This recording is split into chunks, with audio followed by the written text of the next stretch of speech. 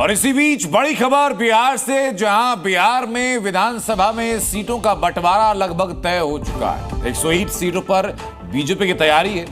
JDU 102 सीटों पर लड़ेगी बताया जा रहा है। चिराग पासवान को 18 से 20 सीटें मिल सकती हैं और चिराग पासवान को एक राज्यसभा सीट भी दी जा सकती है। इसके अलावा जीतन राम मांझी और उपेंद्र कुशवाहा को 7 से 9 सीटें दिए जाने की संभावना है। यानी कि एनडीए की तरफ से बिहार में सीट शेयरिंग का फॉर्मूला लगभग तय माना जा रहा है। जीतन राम मांझी, उपेंद्र कुशवाहा को 7 से 9 सीटों का वायदा किया जा सकता है। चिराग पासवान के लिए 2 डबल ऑफर हैं, यानी कि एक ऑफर है 18 से 22 विधानसभा सीटों का, उसके साथ ही साथ एक राज्यसभा सीट और जेडीयू 102 सीटें। तो वहीं बिहार में बीजेपी 101 सीट पर। ये बिहार में अभी तक का संभावित फॉर्मूला नजर आ रहा है। इसमें इंपॉर्टेंट चीजें 2 हैं। पहला तो ये कि भले ही एक सीट ज्यादा हो, लेकिन जेडीयू बीजेपी से एक सीट ज्यादा लड़ रही है। बीजेपी 101 सीट तो जेडीयू 102 सीट। चिराग पासवान की विधानसभा सीटों की संख्या संभवतः कम हो सकती है 18 से 22 के बीच में, लेकिन चिराग पासवान को एक राज्यसभा सीट भी ऑफर की जा सकती है। बिहार चुनाव को लेकर के अभी तक का ये पहला फॉर्मूला एनडीए की तरफ से सामने आया है और संभावना जताई जा रही है कि राजनीतिक कद को देखते हुए यही सटीक आंकड़ा आपको आने वाले वक्त में देखने को मिल सकता है। लेकिन बिहार की राजनीति में चुनाव की आड़ के साथ सियासी गर्माहट भी बढ़ रही है। मॉनसून सत्र का आज आखिरी दिन। पूर्व सीएम राबड़ी देवी ने आरोप लगाया कि उनके बेटे तेजस्वी यादव को जान से मारने की साजिश चल रही और तेजस्वी को 4 बार मारने की कोशिश की गई। और ये आरोप लेकिन राबड़ी देवी किस पर लगा, ये आरोप क्यों लगा रही है, इस रिपोर्ट पे हर उत्तर आपको मिलेगा। तेजस्वी यादव को तो 4 बार मारने की कोशिश किया गया था।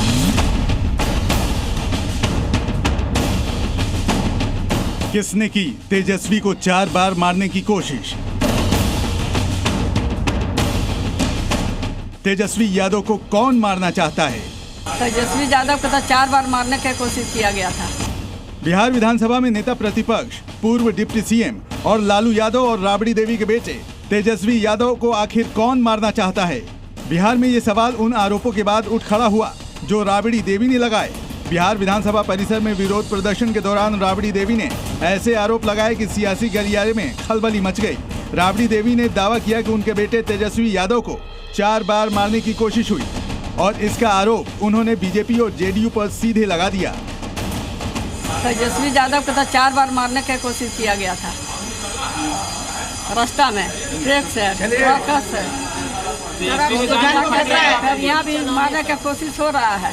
हम लोग जानते हैं कौन कौन आदमी लगा हुआ है। आप कह रहे हैं तेजस्वी के जान को खतरा है? जान के खतरा है। हम लोग तो सिफारिश किए हैं। साजिश कौन करेगा? बीजेपी जदयू का छोड़ के कौन करेगा साजिश? यहाँ बिहार में कौन है साजिश करने वाला?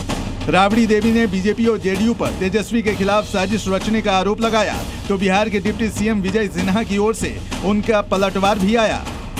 लगता है तो वो लीक करके दें, उनके पास काफी सुरक्षा व्यवस्था है। उनके दल के जो जंगल राज के पाठशाला में गुंडे की भाषा पढ़ाई गई, वो गुंडा राज स्थापित करते हैं। बिहार के लोग भयभीत हुए, बिहार से लोग पलायन किए। आज उनको भय लगने लगा है सहानुभूति लूटने के लिए जनता का। आरजेडी और एनडीए नेताओं के बीच ये गर्माहट विधानसभा चुनाव की आहट के साथ बढ़ती जा रही है। इससे पहले सदन में कार्यवाही के दौरान भी तेजस्वी यादव और डिप्टी सीएम सम्राट चौधरी के बीच तीखी बहस हुई थी। आप कौन होते तय करने वाले? आप कौन होते हैं तय करने वाले? जो फर्जी वाला देखिए पत्रकार, जिसका बाप जो है अपराधी हो गया, वो क्या बोलेगा? इस सियासी शोर के बीच बिहार विधानसभा के मॉनसून सत्र के अंतिम दिन कुछ दिलचस्प तस्वीरें भी सामने आई। एनडीए के विधायक विधानसभा में हेलमेट पहनकर पहुंचे और इसके पीछे दलील दी कि उन्हें आरजेडी विधायकों से डर लगता है कि वो कब क्या कर दें, लिहाजा हेलमेट से उन्हें सुरक्षा मिलेगी। बिहार में इस साल के आखिरी में विधानसभा चुनाव भी होने वाले हैं, लिहाजा सियासी ड्रामे के साथ आरोपों की भी बौछार हो रही है। उसका कनेक्शन भी चुनाव की तैयारी से जोड़ा जा रहा है।